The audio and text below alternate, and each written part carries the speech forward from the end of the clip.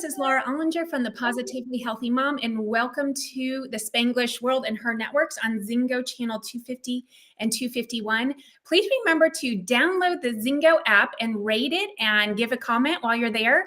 And it can also be available on Google Chromecast, Amazon Fire, Fire TV sticks, Roku and Roku sticks, and the app is free.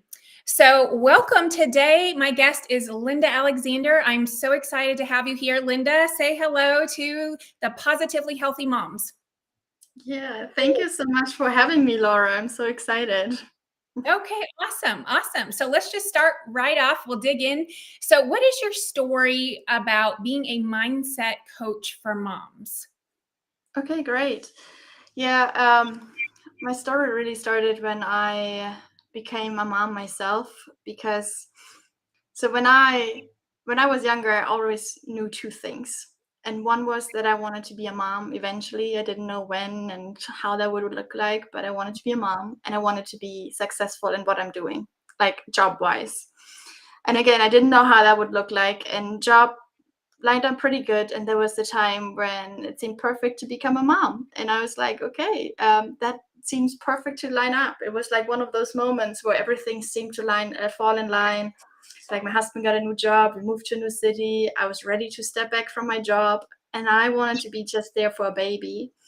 And I got pregnant. It looked everything great at first. And then everything went sideways. My husband's job didn't come through.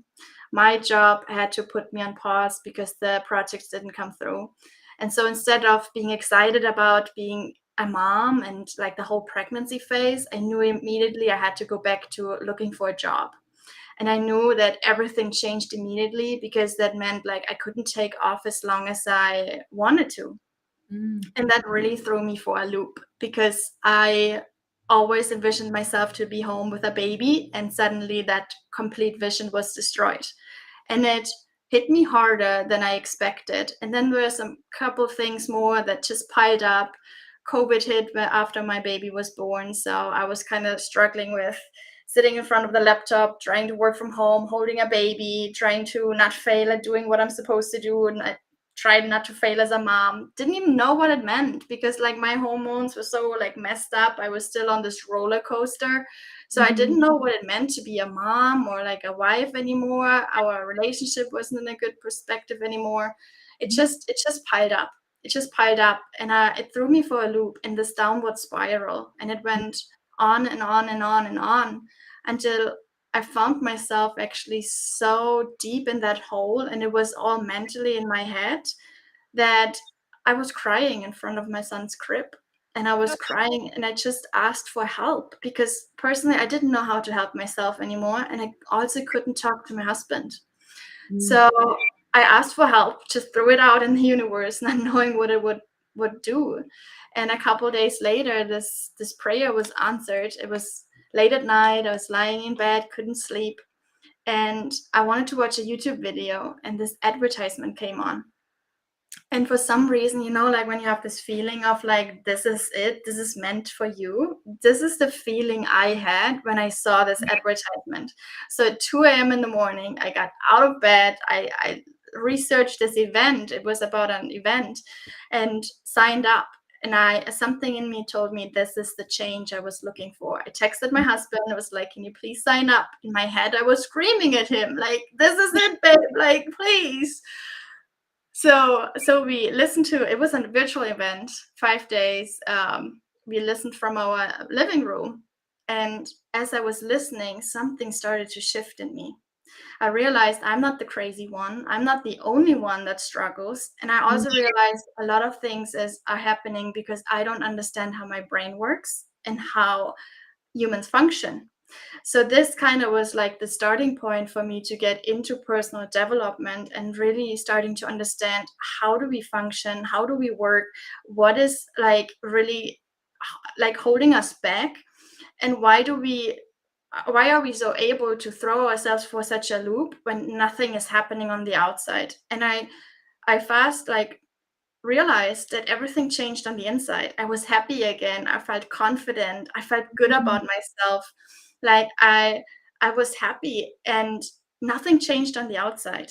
But then sure enough, over time, outside changed as well.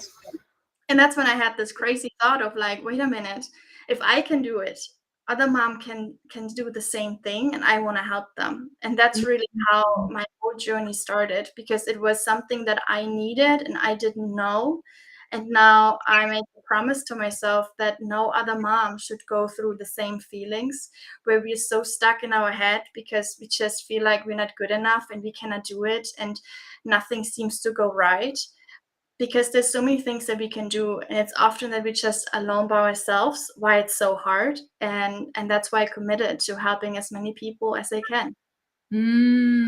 I love that. Well, that's such a great mission that you have for, it's almost like bringing your personal and your professional life in together, and it's all synchronized. So it's really must be very meaningful for you to do the work that you do. So speaking of the Yes. work that you do, what exactly do you do? And I know I'm just sharing with the audience. So I label myself as a mindset coach for moms, Mhm, because for me, that's where everything begins, which means I help people understand, like I said, how they actually think, the thought patterns. I help them understand where their limiting beliefs are coming in, where they're holding themselves back. Sometimes it's stories they put themselves on, sometimes it's experiences from the past. So I mm, really help them understand where they at and where they want to go. And then I help them bridge the gap by supporting them along the way. What I found for myself was that there's a lot of emotions involved that are actually stuck in our bodies that hold mhm, us back. So mhm, one big component for me, and I do all of this one-on-one, is actually help my clients release stuck emotions by mm, letting go of like the big emotions like anger, fear, guilt, hurt, and sadness, because it's really sometimes we're so blocked that we don't even see the truth. And I truly believe that we all have like this diamond inside of us, and mhm, like great things, and it's like these layers that have been put on us and we just need to take it off. So I really am a coach, a guide, helping my clients to understand who they truly are and what they have inside them, so that they can show up in their life the way they want to show up, as like the present mom, as the happy mom, mhm, being confident and successful at work, because I really want them to be able to have it all, just so that they really can do what they want to do and be what they want to be. that's amazing. So, Mhm. what is it like when, or could you give us actually an example of when you are working with a client and they are working through their own past traumas or triggers or anything like that? Like, what is it like? Like, give us an example, and then what happens after that? So that's like such a big question, and I love it because I could go so deep. So what comes to my mind here is, for one, I use NLP, neuro linguistic programming, in my coaching program. So it's a technique that really speaks to the unconscious mind. It's a specific language that Mm, reaches deeper, because if you and I were to have a conversation and I would ask you like what kind of fears or doubts or like emotions are holding you back, we're talking on a conscious level. The right. truth is though that there's so much stuck within us that we, Mhm, we aren't even aware of, because we all know how emotions can transfer, for example, from our mom's bodies to the baby. And mm, if the mom is experiencing something that made her really sad or nervous, this emotion can be transferred to the baby. So this mhm, baby would never be aware that this emotion was actually brought into the world unknowingly, but right. still holding this person back. Now it's not the fault of the mom, it's not the fault of the baby. It's not what this is about. It's more about understanding what is this event and letting go of it. Mhm, And since we're talking to the unconscious level, it's a very powerful method that is very often very surprising to my clients, because like I said, if I would ask you on a conscious level, you would maybe say like, well, the first time I felt anger was maybe at like 4, when I played with like a friend or a sibling and they took my toy away. mhm, Well, when we dig deeper, though, it's a completely different event, and it can be so relieving to actually let go of this. It's actually very beautiful because often you can see it in the face of people, like the skin color changes, like they get rosy cheeks, the smile gets bigger afterwards. Like you can see physically a change that really a weight was let go of. A client this week, actually, she described it as it felt like she had this rock like being released and this burden falling off of her that she didn't even know it was there. So Wow. so it's super powerful, and it's just so great to see the clients come out on the other side. That's so neat. And, just to give the listeners a little bit of context, what you're talking about isn't just some like woo woo crystals and rainbows and unicorns and things like that. There's actually so much science behind this with like epigenetics. Our DNA has switches that turns on and off. And so that is how information can be passed from a mother to a baby. And it can actually be generational, 2, 3 generations down the line. So an example, I mean, there's tons of science about this, but like one that I heard recently was a study that was done on, I can't remember if it was mice or rats. And what they would do was they would put like kind of inject the smell of cinnamon into their cage, and simultaneously they would shock them. So they got conditioned to think cinnamon is scary because they would get shocked every time. And so they could test the cortisol levels, of the stress that's being happened. Well, then 2, 3, 4 generations down the line of little mice babies, they discovered that when they put the cinnamon in the cage, that the cortisol was still being released because the epigenetics, the genes literally got passed down. So that's how these things can happen. And so I think it's so interesting that, the work that you do, you're really tapping into, it could be 2, 3 generations of something that you have no idea even happened, but it is in you. Isn't that Yes. crazy?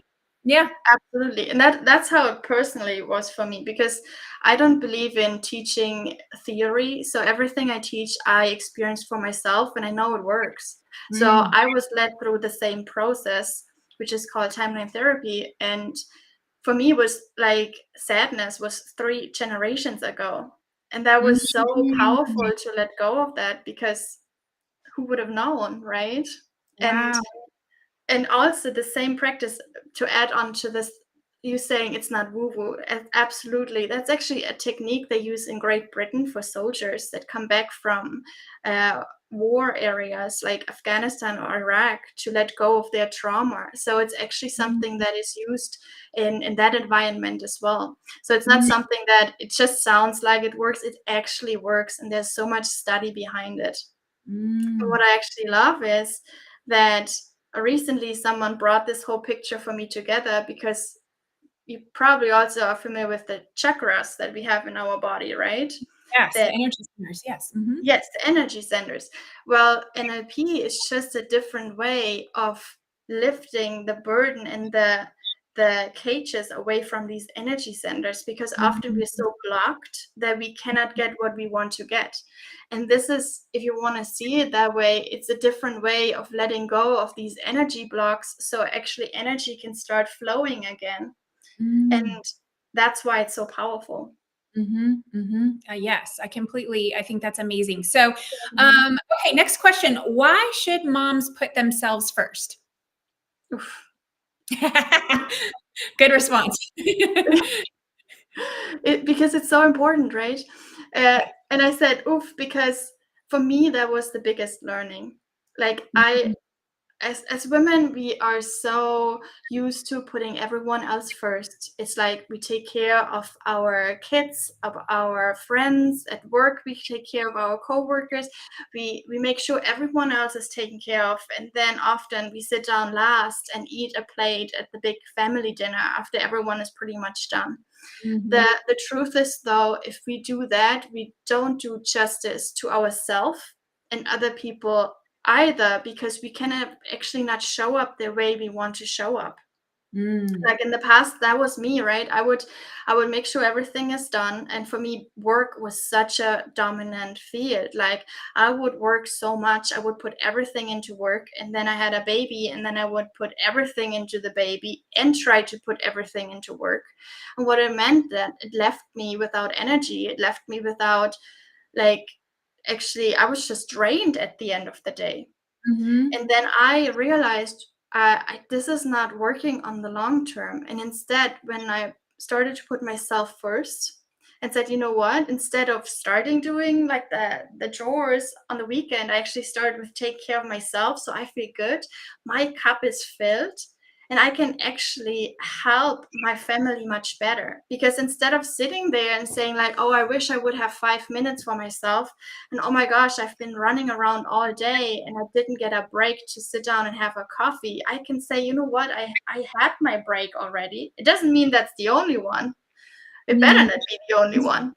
But it feels so good to come from that place of like, you know what, I feel good about myself because I Mhm. took the time to shower or to sit down with a coffee, like whatever it is that feels good. It's so much better. It's similar to when we're on the plane and they put down the oxygen mask, and I know you know that reference. Mhm. Nobody says like, hey, take care of your kids and take care of the people in front of you and the people in the back and then take care of you. No, you need to make sure that you are okay so you can actually do what you want to do, and that is be there for your family and the people in your life that matter. So Mhm. it seems like it's selfish, but at the end it's not, because it's the best service that you can do for the people around you. I agree. I think that message is so important for moms to hear. For the ones who aren't doing that currently, it's like, just try it for a day, try it for 2 days, right? Even if you don't believe us right now, just try it and see how you feel and see how much easier it is to give to your kids after, right? Because I don't think that this is necessarily a conscious thought that a lot of moms have, but at some point, maybe it comes and goes where you kind of get to, there's a stage that moms go through. It's kind of like resentment. And you're like, Mhm. oh, I have to do this again. Like, I have to make lunches again, or I have to drive them again. Oh my gosh, this is annoying, right? Mhm. And the thing is, you can totally circumvent that. That feeling doesn't really happen when you've taken care of you and you feel great. You're like, oh, of course I'll make my kid. Of course I'll do this. Of course, because I love my kids. Like, somehow it just gives you the energy and it takes away the burnout. And you just have, like, you're just operating on a whole new level. Do you have anything to add to that?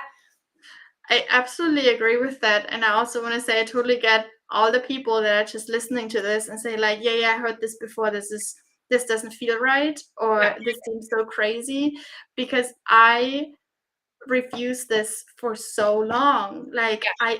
I actually I would have been the same way. I was just like, yeah, of course I'm supposed to take care of myself. Like, yeah, sounds nice, but where do I take the time from? Because I'm already so busy with taking care of everything else. So how am I supposed to sit down for half an hour? Mhm. The truth is, though, once we make the switch and we take the time for ourselves, we see more the opportunities because they automatically create themselves, because they're so good for us that Mhm. we automatically, one, look out for them, and two, we realize sometimes it's just like a 5 minute break in the morning. Like, for Mhm. me, it was a big shift to wake up before my son does. Because Mhm. if I am woken up by him, then it's like right in the middle of like, bam, Oh, here's yeah. the day. Let's like mom mode, right? Like breakfast, getting dressed, like listening to the same story over and over, whatever it is. Mhm. But Mhm. if I wake up on my time and I have actually time to sit down and like just like, even if it's a couple minutes, it makes all the difference. I actually Mhm. started doing like a little meditation while I'm still lying in bed, and it's just like a 5 minute meditation that changes the day completely, because Mhm. I take time to ease into it and take care of myself so I can show up the way I want to show up. So Mhm. I totally get the resistance. It's totally worth it, and it's Mhm. fun at the end. Yeah, yeah, I agree. And I hear that resistance too, because I think that's pretty universal as well. Like, I remember feeling that way. And Mhm. um, and even now, like, there are still sometimes where I go in and out of that, taking care of myself first, Yeah. because I'm really busy with my work and my kids. And sometimes I'm like, oh my gosh, I didn't prioritize myself. And then I start to feel it. And I'm like, wait, but I know better. Why am I not doing this? And I don't beat myself up about it. I just know I can reset and start tomorrow. But yeah, mine looks a little different. I've never in my whole entire life been a morning person. So starting off I don't mind hopping out of bed and just jumping right into kid mode. Like that to me is not a big deal. Like I've just always done it that way. But to me, Mhm. mine's the nighttime. I like to have like my me time Mm. at night, settle down. I have my routine, but then also carving out a little bit of time in the middle of the day. I've been trying to prioritize my health in 2024. And so Mm. what that looks like for me is doing a workout in the middle of the day, which seems very disruptive to my flow because then it's like shower, not shower. How do we do that? But I've been making it work, and I can tell you, I feel amazing. I just have so much more energy to get through the day, and it's just like totally paying off dividends to my kids and my clients and my work because it's like the way I'm structuring it is working for me. So maybe that's another point that we make is everybody's can be different, right? We don't all have to do the same thing. It's just whatever feels good to you, whatever fills your cup and gives you energy so that you can be there for the people that you love in your home, right? Yeah, absolutely agree with that. And also, when you were talking the workouts at night, for example, a trap we all fall into is just like, oh, we do a little bit of this and a little bit of that, and I will just do this real quick, and I do the dishes at 11 p.m. at night because I want to get it done, and suddenly I find myself going to bed at like midnight, but I need to get up at 5 or 6 in the morning because the kids need to get ready for school and I need to get ready for work. Well, that's like burning the candle on both ends. It's Yeah. it's it's it's just not working. And when we talk about putting yourself first as a mom, I actually want to say that sleep is probably one of the biggest ones, Mhm. because that is one that makes such a big difference when we actually give our body enough rest, because Mhm. we all know how it is when it's like, especially with like a baby, it's like sleepless nights and we're trying to operate in robot mode and like have to hold like our eyes open because they just don't stay open by themselves. It's it's just completely different. So I think that is so important to pay attention to the time we actually allow our bodies to rest. Yeah, speaking of sleep, it's funny, that topic just keeps coming. It's like the universe must want me to know that because it keeps coming in, which I it just like keeps sleep. But no, one of my guests a while back was a functional medicine certified health coach. She was Mhm. actually my instructor in school. And so we talked about all the modifiable lifestyle factors, which we're kind of veering off track a little bit here, but it's just all the, diet, exercise, stress management, sleep. She said, if we could just pick one thing, it would be sleep. She's like, sleep is so important. And then I was at a conference this weekend, a health and wellness conference, and she referenced a book. The speaker referenced a book, and I can't remember the title right now, but they just have done so much science and studies about, if you are down to a few hours of sleep a night, even by or like lacking like 1 or 2 hours of sleep, the cumulative effects on your body are like so bad. Like they're just like connecting all the connections to cancer and things like that. Like it's like, how is that? That's not good for your family either. You don't want to be, ideally having any type of disease in your body because then you can't be the mom. So it's like, do it now, take care of yourself now, so you're not like faced with like more severe health consequences down the line. Yeah, absolutely.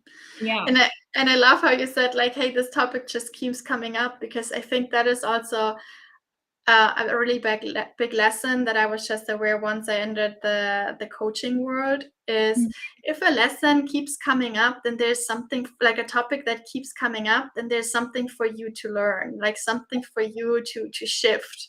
So when you say like, hey, the sleep, so yeah, maybe there's something to look at.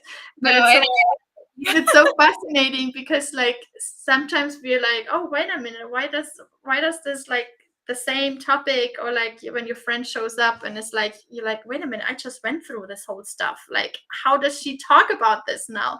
Because it's literally in your face, like, yeah, this is the area you want to work on. yes, yeah, it's so true. It's so true. And I do have to use a lot of discipline on myself to go to bed because, like I said, I'm more of a night owl. I want to stay up and watch my show or wind down or whatever. And I literally have to say, Laura, go to bed. That's what I have to do to get myself, because otherwise I don't want to. Like I just want the party to keep going. But yeah, I've learned my lesson over and over and over again. So maybe that's also what 2024 is about for me, is just to have that discipline to just go to bed, even Yeah. if I don't want to, because I know how important and how much better I'll feel the next day and how it's affecting my long-term health. Yeah. So, okay, switching gears, how do you help moms deal with mom guilt? That's probably like the biggest common universal emotion that we all have. And especially, I know it's just so strong in the United States. I can't really speak to other countries, but it's like, oh, it just happens. Like, I'll tell you an example recently. I go to my kids, I have 4 kids. They all play sports. I go to all their games. Mhm. I really don't miss anything. Well, a few weekends ago, there was a basketball tournament and I had a ton of work to catch up on. So I'm like, you know what? I've been to everything of his. I literally haven't missed of anything. So I missed the one thing that turned out they won the tournament and they're all celebrating. And then all the parents are taking pictures, but it's all just the moms and the sons. So my son was the only one without a mom in the picture. And I was like, oh, the one time I chose to catch it all season. Like, it wasn't, all the games were no big deal. And like the one I chose to skip is the one that I felt awful about. So I really had to talk myself off kind of a cliff there and just be like, you know what? He knows I love him. He knows I care. He, knows I've been to every other game. Like, I'm not going to allow this one instance to like really destroy me, because for a second Mhm. it did destroy me for a second, but I had to get myself out of that. So how do you work with moms on that? So the first thing that, like, if you were telling me this as my client, I would Mhm. ask you, well, what would you say to your best friend if your best friend just told you the story and said like, hey, I felt so bad that I couldn't be there, and it was like this one time they won and all the other moms were there, I was literally the only one. What would you tell that friend? Because the Mm, truth is, we are often the hardest on ourselves. It's mm, like this constant talk in our head, and that's like one thing we want to be mindful of and start training our brain to think differently, mhm, because we are going to get all day long, we will be like, this is so bad, like you should have been there, and now like the day is ruined. And so that would be like my first question for you. mhm, And then also, often we have so high expectations. mm, Nobody else has the same expectations of us. So mm, another question I would have is like, well, what was the experience for your son? Like, did he have fun? Did he mhm. enjoy the win? Did he Yeah. come home and say like, oh my gosh, mom, we won and it was so amazing and we celebrated and we had such a great time? And then you can have that moment with him right there. Because Mhm, in our head, we want this ideal of, I have to be there so he knows that I love him. Well, if he mm, comes home to you and he's like excited to share it with you, and he's like, you can celebrate right there and then, well, did you really miss anything? Is mm. because at the end you feel guilty because you feel like it's bad for him. But what if it isn't? Right. But what if it isn't? Yeah. That is so powerful. That's such a powerful message, because at the end of the day, he celebrated with his buddies and his coach, and, we're like a village, we're a tribe, and so all the Mhm, moms, we're all there, and he knows that he's known them all since he was 5 years old. He's now 14, almost 15. So, mhm. he feels very comfortable with them, and, at the end of the day, I'm not sure I don't think it affected him at all. I think he would have preferred me there, but I don't think it hurt him in any way. And then it's okay. I actually had like a similar experience when my son, I think it was his third birthday. We had like for the first time rented a place, and it was like one of those indoor trampoline jumping places. And of course, like I was going crazy. Like I was like, oh my gosh, are people showing up? And is it going to be a big celebration? And he's 3, right? Mhm. So we were at that place, and at the official starting time, there were 2 other kids with their parents out of like the 16 kids that we invited. Mm. And for a moment, I was freaking out and was like, oh my gosh, nightmare coming true. Like, there's nobody here. And then I looked over at him, and I just see him playing with these big blocks that they had lying around and building like a big house or whatever with his dad. And the other kid, like one of the other kids, was just with them. Another kid was just living his like own amazing life, going down the slide by themselves. And I realized nothing was bad in that moment. It was Mm, just me thinking that it was bad. Nobody else had the feeling like there was something missing. If anything, mhm, these kids had more space to just do whatever they wanted. mm. Yeah. So so I just let go of it in that moment, and could enjoy it myself, and I could just say, you know Mhm, what, this is perfect. We have way more than enough like food because we planned for more people, so all good. And then also over time, more people joined us. So it was really like the start that had me gotten anxious, where I was starting to go into my head. But once we step out and actually look at it from a different perspective, we often can see it's like, no, it's actually okay. It's good because Mhm. we are doing more than we would expect from anyone else. Mhm, mhm. Yes, I love the idea of having moms, ask themselves these questions Mhm. about what does this mean to me and why?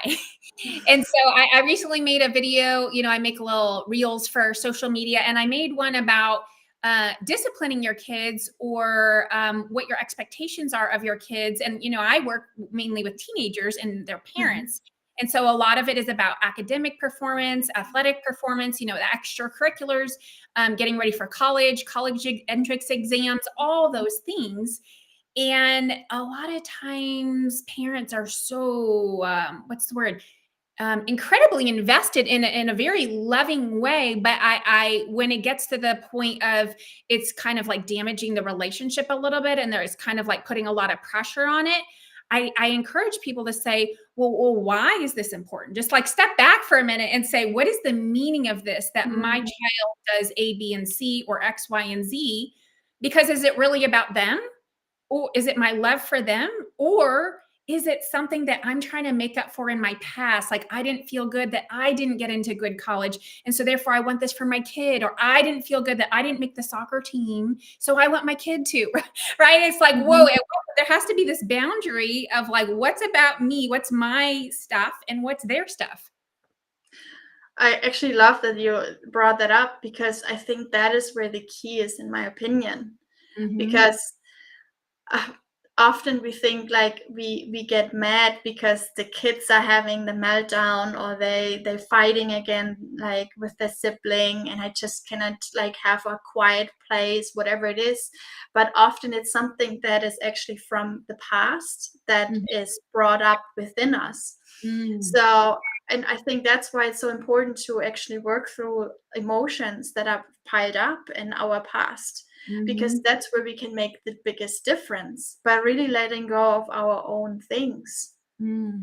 Because then I can actually show up as the mom that I want to be, because I don't carry my own things anymore. Instead, I can be actually supportive.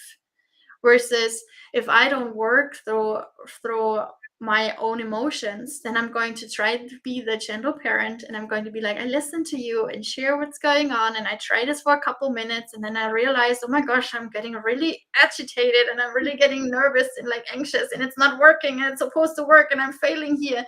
And like all these emotions pile up Mm-hmm. until I burst. Like maybe it's screaming, maybe it's like throwing like a door, or like hitting the table saying enough is enough, and there goes the gentle parenting. Now I Mm-hmm. don't think it's like it's a surprise, because nobody teaches us how to deal with our emotions. And I think Yes. that's why the work we do is so important, because I had high expectations of myself. I said like, I'm going to be this amazing mom, and I give my child so much room, and then I realized like all these things happened, like that the emotions piled up, and I was like tried my best, and it just failed and failed and failed and failed until I Mm-hmm. realized, wait a minute, it's not this little kid, it's actually in me, and I need to work through it. But then nobody took the time to tell me how to deal with my emotions. We just expected to be able to teach it now to our kids without having it learned ourselves. That's not Yes. going to work. No. Oh, I'm so glad you said that. That is like the one of the biggest things that I've noticed and kind of educated myself on is just the importance of the parent having that emotional intelligence and the emotional regulation so that Mhm. they can pass it to their child. Because you Yeah. know you work with moms with younger kids, and so there's a lot of, it's funny because our clientele is probably similar, just different ages, where there's some meltdowns and there's some emotions and there's some yelling and some screaming and some big stuff, and that's just like what happens with teenagers. But it's like they don't, their little bodies don't know what to do with the anger or the jealousy or the frustration, right? And so it's Mhm. like we can sit, if we can learn that ourselves, then we can be there to sit with them so that we can help them work through it, right? Yes, absolutely. Absolutely. And I think it, like you said, it starts with asking the right questions, asking for a different perspective, and then really doing the deeper work and letting go of emotions and finding ways to regulate ourselves. Mm. It's I just had another thought that kind of slipped myself. Maybe we'll come back later. Well, good timing for a little pause on that. And if it Yeah, comes yeah. in, but we got a comment that said, give some kids some space. I completely agree with that. What do you feel about that? Yeah, absolutely, absolutely. I think it comes back to that we have our own expectation and our own, like the guilt comes in, and like the ideal of I want it perfect, that sometimes we want it so much that we don't give room for the kids to just do it their way, because it's real life. Live comments. Oh yes, this is live. I love that. I love that. For whoever said that, thank you so much. Yeah, so giving the kids some space and some room to be themselves, and that's one thing that Yeah. for me, has actually come up in my life recently, which is to allow your kid to be them with their own unique personalities. Since I have four, I see the four different personalities. And so it's like, what's good for one isn't good for another. And so it's a constant, just like balancing act in my head of, because my youngest is 11, my oldest is almost 16. And so Mhm. it's like how much to be with them and how much to kind of just let them go and figure it out, and trial and error, and let them make mistakes. And it's I personally, I use a lot of my just intuitive feeling about it. I kind of like Mhm. gauge that, nonverbal cues from them when I'm seeing like, oh, they're getting annoyed with me. Okay, fine, I'll leave. I'm like, 'cause I go in and I check in on the boys. My boys share a bedroom, and I'm like, "Hey guys, how what's going on? Like, what's up for tonight? Do you have any homework, or what's your plan for this weekend? Whatever the conversation I kind of just start out with." And I can tell sometimes they want to talk, sometimes they don't. So when they don't, Mhm. I'm not going to force it. I'm just like, "Okay, have fun. Let me know if you need anything. I'm here. I'll be right out here in the kitchen or whatever." You know what I mean? Yeah, absolutely. And I think that's what it's about. It's like this dance, right? Sometimes we have more, sometimes we have less. Do we always know which one it is? No, we find out as we go. Actually, Mhm. for me, when I was a kid and I watched my parents, I always thought like my parents are the ones with the answer. Like they seem to have life figured out. They planned the events ahead, and they had like everything structured, and were always like well in like 3 steps ahead, versus I was still at breakfast. They had already planned out the whole weekend. Like, like things were like I was sitting there as a kid thinking like how do they do that? And I just thought, oh my gosh, they just have life figured out. Mhm. So when I was getting older, I was waiting for this moment where I would figure life out. And I got older, and I was 20, and I was like, surely enough, when I get 20, like this must be the moment. And I Mhm. still felt like, nope, nope, I'm still learning, I'm still falling down, I'm still not sure what I'm doing here. Yeah. And I got older, and still the same thing, until finally it hit me. They didn't have it figured out.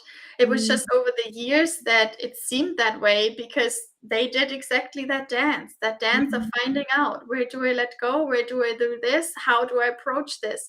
And I think that's what it's about. It's a journey, so enjoy the journey and really let go of the expectation, and something beautiful may come out of it, because none of us have it figured out, Mhm. and Yes. that's okay. Right. And kind of being, just from an energetic sense, just being present and allowing things to, come and go, but we're not going to micromanage. We're not going to be anxious, because anxiety Mhm. is about, the future, and, depression tends to be more about the past, but we're not going to go to either of those. We're just going to be where we are, and allow things to happen. So, Yeah. moving on to our next topic, I know we talked a little bit about the timeline therapy, but what tools do you feel like have had the biggest impact on you? Can you go into that a little bit deeper?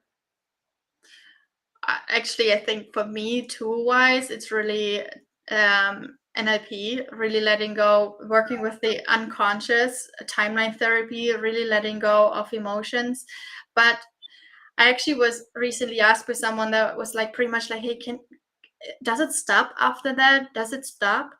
And my answer is no. It's a constant journey. It's a constant journey of letting go, because the truth is we experience things each and every day. So even if I let go of things, everything until last week, well, this week still happens, and I still find myself getting upset or being confused, and there's just other things coming up. So for me, it's a little bit like an onion, and you just start peeling like the layers. And you probably experience the same thing with your clients. Like as you go deeper, there's just more to uncover, because we just go to a different level. So definitely for me, the most powerful tool is that, and then just asking the right question and getting a different perspective. I always say there's a reason why I, as a coach, have a coach, because yes, I can help other people, but I cannot help myself the same way. And why is that? Because I'm too close. I'm too emotionally involved. Like it's kind of like I'm right in front of the forest. I have these big trees in front of me, and I cannot see the forest because of that. And I will literally stand there and like, what do you mean? What do you mean?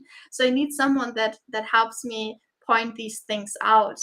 And I think that's what it's about. Often we think we need to do it alone because we need to be strong and independent, and we need to do it by ourselves.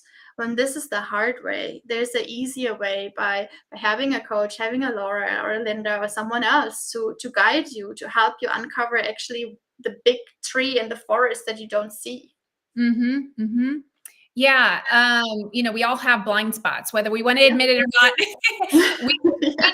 do. And so something that just popped into my head, because my question kind of generally was, what is your best advice for moms? And maybe you have an answer to that, but what I really took away from what you just said is ask the right questions and get a coach. We're not trying to make a commercial for ourselves here, but at the end of the day, what I'm thinking is, a mom could be fully like on board, like, oh my gosh, I could use that. I would love some support or some help or some guidance or someone who could help me find my blind spots. What is your way of, if a mom really wants to work with you, but a lot of times the husband has to kind of get on board or, agree to that?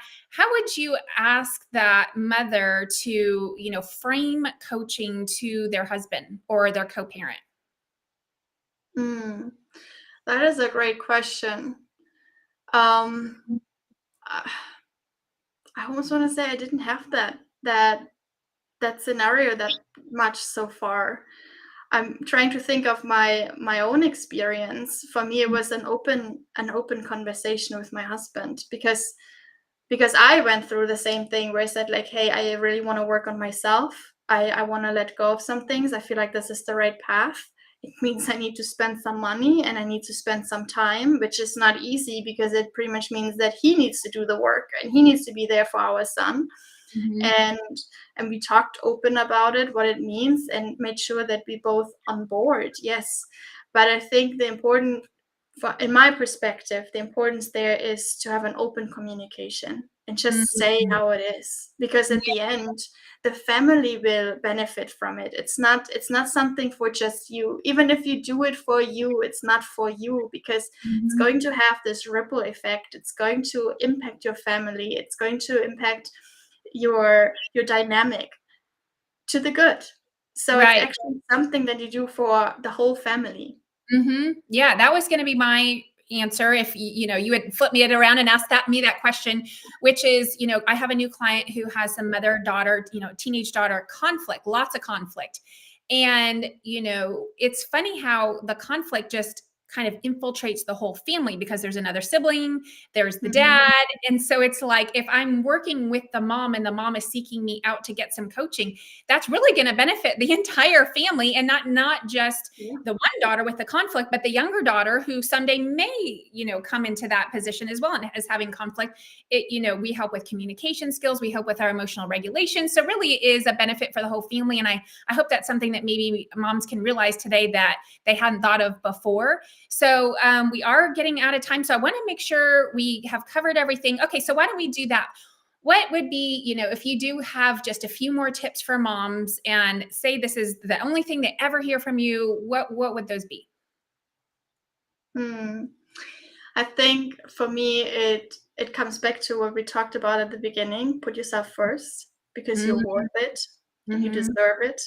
Mm-hmm. I think that is one of the biggest things. And then also, you're not the anger, you're not the hurt, you're not the emotion, because sometimes we label ourselves as like about like being a specific person, like, oh, I always get so angry, or I'm always getting so impatient. No, that's just how you show up. And if that's something you want to work through and change, you absolutely can, because it's just something that just a layer, if that makes sense. It's just a layer, and Mm-hmm. it's not who you are. Mm-hmm. Being mom Mm-hmm. is cool, absolutely. Yeah. Enjoy the ride, right?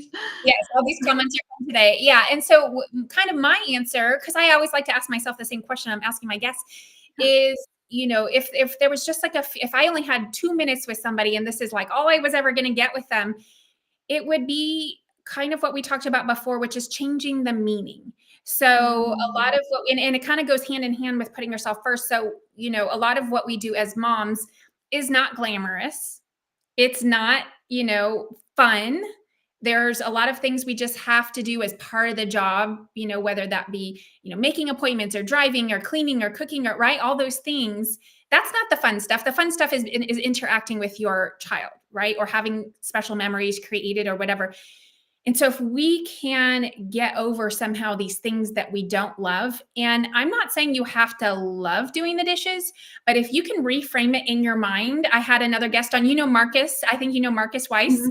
Yes. Um, we had a whole topic about what that means, because if I just did the dishes, that means I just created this awesome meal and I just fed my kids something really healthy that they loved and they enjoyed, and we got to sit down as a family and have connection time. And the dishes are just a small byproduct of that, but I'm not going to hyper focus on like, oh, great, now we have to do the dishes. It's just me like, yay, I got to do the dishes because we had just had this great meal, and what that means. And maybe even if you can't shift the meaning, but you can shift the focus. So the focus became on the quality time with the family and less on what, it took to either prior or after to deal with that. What is your thought about that? I absolutely agree with you. And I also understand that this may be hard for some people to understand. Now I'm supposed to excited for doing the dishes. Something that helped me actually fairly recently with that is, so for me, sometimes it was hard to motivate myself at the end of the day. Like it was one of those long days, going to work, taking care of the little guy, pretty much getting up at 5 a.m. in the morning, and the day ends like at 9. And that's just like when all the extra stuff is supposed to start. And I had a hard time like making myself, for example, do the dishes. And what I heard there was like, well, tomorrow, tomorrow when I wake up, I do not deserve tired Linda. I don't deserve to deal with what tired Linda didn't do. And I Mm, thought that was such a beautiful way to reframe that as well. And it's just like a different way of looking at it, to say, you know what, I take care of this right now so that relaxed me, or like me in an hour, doesn't have to deal with it, because I'm taking care of it mhm, right there and then. And I mhm, think it shows just beautifully what this whole conversation was about. Like, there's always so many different perspectives. And while mhm, it's for someone maybe like, I'm getting excited to do the dishes because it means I I have made a beautiful dinner and had a good time with my family. For someone else, it means just like, hey, you know what? I do this now for me, so I don't have to deal with it later, because yeah. I want to make sure that I take care of myself. And that's just another way of taking care of myself. So there's Mhm, always so many different perspectives. And at the end, it's about understanding what works for you, because mm, what motivates you and guides you is completely different from what motivates me and guides me. So we mhm. just need to find the same, like the right thing for each one, and it will be much more easier and much more at flow. Yes. Okay, we're almost out of time, but I can't let that one point go, which is, I recently heard something about procrastination, and that when you procrastinate, the idea is that you're being unkind to your future self. And so if you can think of Mm, yourself as a yep. friend, just like you did earlier with that self-compassion conversation we had, be kind to your future self. Don't give yourself a big pile of dirty dishes in 5 a.m. in the morning. For me, I like to get my kitchen clean at night, so that way when I have morning, it's all clean and ready to go.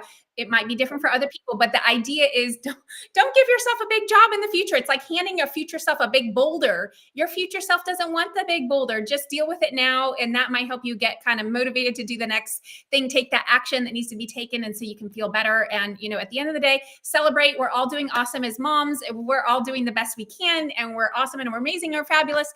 So with that, Linda, how can people find you after today? So I have two spaces because I don't do all the social medias. So one is on Facebook, either under my name, Linda Alexander, or my Facebook group. It's a free Facebook group, Thriving Mom Village, where moms can together, they want to grow with each other. I share weekly tips, tricks, and tools, what to do to shift the mindset and just have like a supporting environment, because we cannot do it alone. It literally takes a village. And the other place is my website, which is www.thethrivingmomlife.com. Those are Okay. the two places. Okay. Say that website one more time just so people could hear it. www.thethrivingmomlife.com. Okay, that's awesome. Well, Linda, thank you so much for the time today. I really appreciate it. There were so many great tidbits throughout. Was there one highlight that you had? I think I actually really like the whole conversation. I love how it all tied into the reframing. For me, a big thing when it comes to procrastination is it's just a prettier version of perfection, and perfection is just something we will never achieve. So just let go of it. Mhm. I Mhm. really enjoyed it. I would love to go deeper, and yeah, thank you so much for having me. Okay, fantastic. All right. So this show can be heard on the Spanglish Radio Network. Please check out spanglishworld.ca for all the news and programming. Spanglish World, watch it, hear it, read it, download it, live it. All right. Thanks so much. Bye-bye.